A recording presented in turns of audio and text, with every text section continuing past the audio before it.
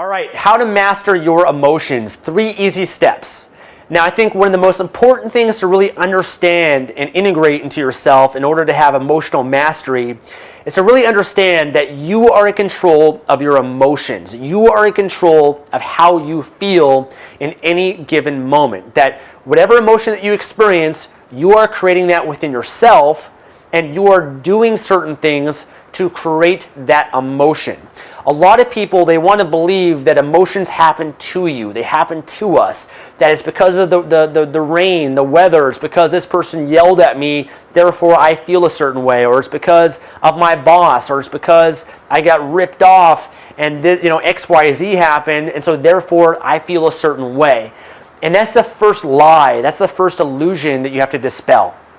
Because it's not true. And if you believe that and buy into that, then you're coming at this from a victim mentality, and you're never going to be able to fully master the emotions of yourself. You're going to always be a victim, and all these external things that are outside yourself are always going to influence how you feel.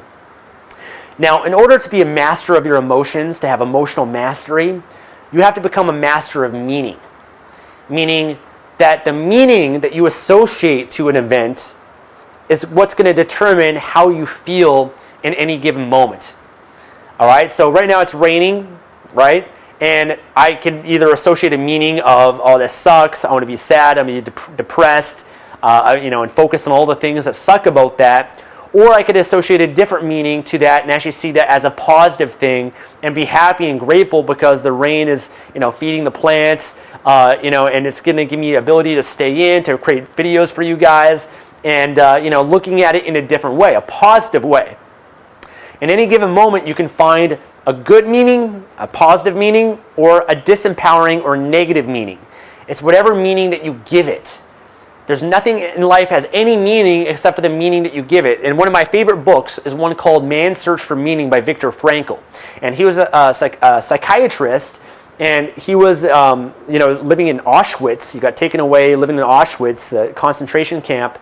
And he is one of the first people that discovered that it's not the events, but it's the meaning that we associate to it that really determines how we feel. That we can be in a negative environment.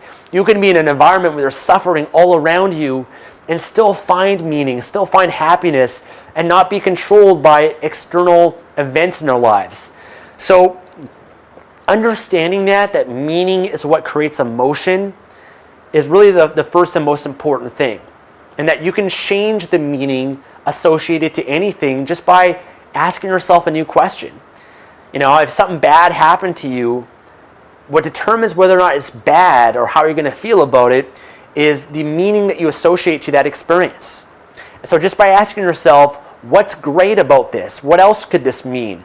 What's good about this? And forcing yourself to find the good in every situation is going to radically change how you feel about it. 2 different people could have the exact same experience. I'll give you an example. 2 people go to Afghanistan. They're serving the U.S. Marines. And, 2 people, they lose their leg, right? One person, the meaning they associate to it is that their life is over. I've lost my leg. I'm never going to be the same. No one's ever going to love me. I'm depressed, and he's suicidal, and he kills himself, right? That's something that has happened. The other person who's lost his leg, same event, but he finds a positive meaning, an empowering meaning behind it. And he thinks, first of all, oh my God, I'm so grateful. I'm so thankful that I'm still alive.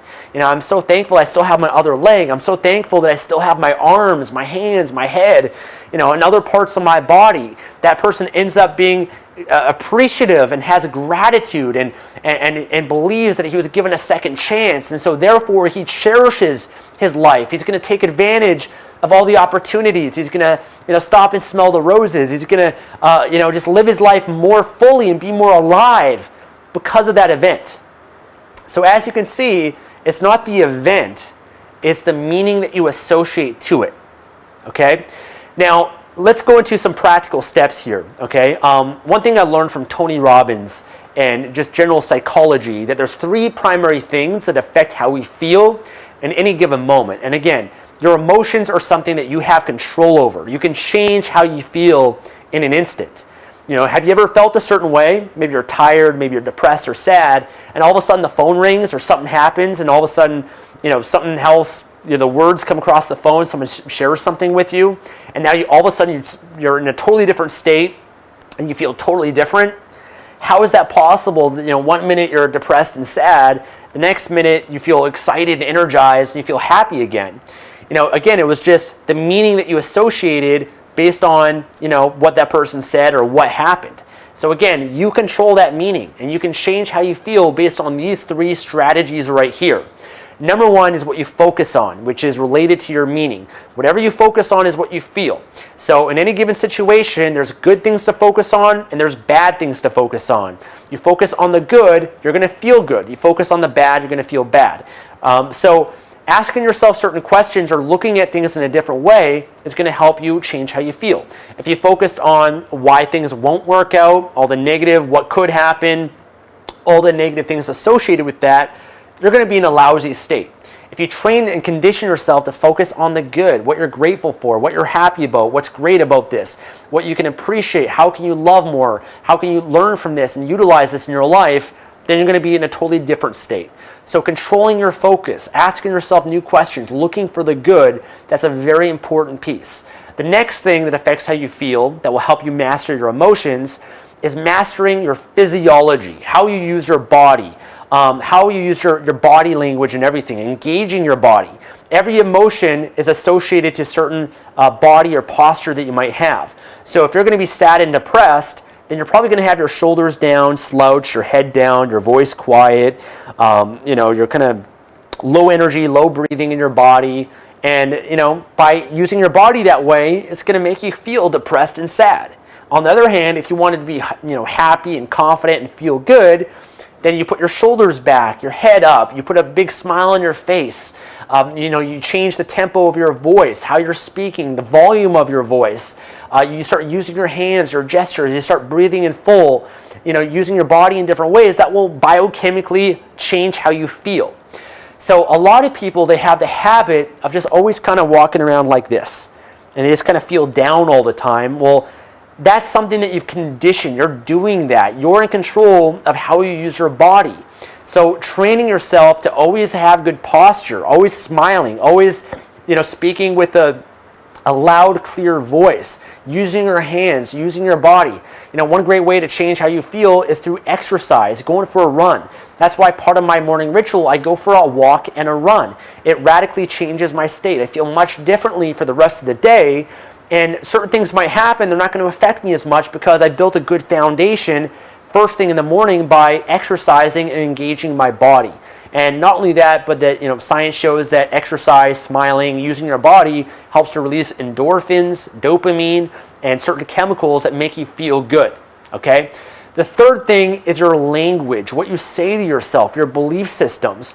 If you always use negative phrases or words, and you talk about how I can't do this, I can't do that, this sucks, and you use negative language, you're going to feel bad. You're not going to feel good. So speaking in positive ways to yourself and to other people will also change how you feel. One of my favorite ways of changing that is just whenever you catch yourself saying something negative or disempowering or limiting, just say the opposite of that. Just correct yourself and say, if you said I can't do this, just say I can do this. I can do this. If you say, it's raining, it sucks, be like, it's raining, it's great. I'm so happy that it's raining. And just speak the opposite of that, because oftentimes that will be the positive. Okay? So those 3 main things, your focus, your physiology, and your language, and changing the meaning, those are the most important things that you have to master in order to master your emotions. Now, mastering your emotions takes time, okay, because we have built all these habits, this automatic way of being, right? The more that you condition certain emotional states, certain emotions, certain ways of focusing or using your body, the more automatic and natural that feels for you. And so the only way to change that is to recondition yourself. And one of my favorite ways of doing that is by using a morning ritual. Every single morning to spend 15 minutes to an hour conditioning yourself, conditioning your focus, taking time each morning to focus on what you're grateful for in your life, what you're happy about, what you're proud of, what you're excited for, what's great about that day. focusing on your vision, your goals.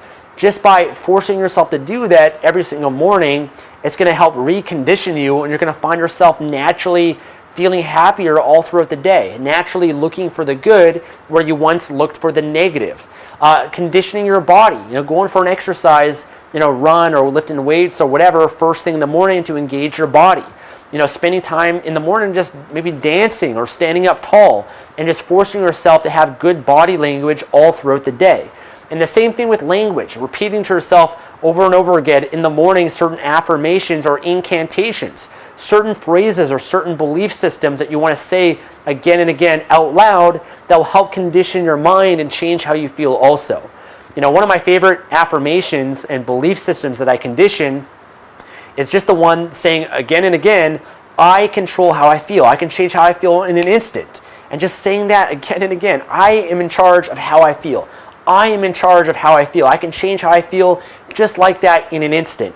And just reminding myself of that constantly. So by having a morning ritual, what happens is you're basically reconditioning, reprogramming yourself over a period of time, and you get to a point in your life where you don't really need to do a morning ritual, and you just naturally feel that, like, wow, this is who I am now. I don't have to really think about it, but I just always feel happy. I always feel excited because you're building new habits that are supporting you in your life. All right, so mastering your emotions, it does take time, it does take practice, but over time you get better and better at it, and you get to a point where things could be happening, negative things, and you just don't respond and react in a negative way. It doesn't really affect you as much. It's a pretty powerful place to be, because having more control over your emotions will allow you to have better relationships, right? You're not going to react, you're not going to get hurt as much and associate negative meanings. You're going to amplify your relationship because, typically the state of a relationship is based on the state of the individual. So you take two different people that are in happy, positive states all the time, you put them together, you're going to have a happy, positive relationship. You take two people that are always depressed and sad, put them together in a relationship, you're going to have a sad and depressive relationship. So it affects your relationships, your friendships, it affects your productivity, your happiness, it affects your business, your success, your health. Everything is affected by your emotions and your morning ritual. So I want to encourage you to start a morning ritual, whether that's 15 minutes every day to an hour or more if you choose. I put together a great program that can help you with this called Morning Ritual Mastery. Just go to morningritualmastery.com or click the link below in the description. Great programs, helped a lot of people create morning rituals, and more importantly, stick with the ritual over the long term also. So that's it for this video, guys. Thank you so much for watching. I'll see you in the next video. This is Stefan, and thank you so much for watching this video. If you enjoyed this, then please hit the like button below, leave a comment to let us know what you think, and make sure to subscribe to our YouTube channel for more great videos like this. Now, if you want to take your life to the next level, then I want to offer you a free gift. It's called my Life Mastery Toolkit, and it literally has the best of what I have to offer in terms of videos, articles, and resources for taking your life to the next level and living an extraordinary life. To get access to this, all you have to do is click the link that will appear right here on this video, or if you're on a mobile device, then click the link in the description below, and then head on over to that page, enter your email address, and I'll send you immediate access to the Life Mastery Toolkit. I want to thank you again for watching this video. Until the next one, I'll talk to you soon.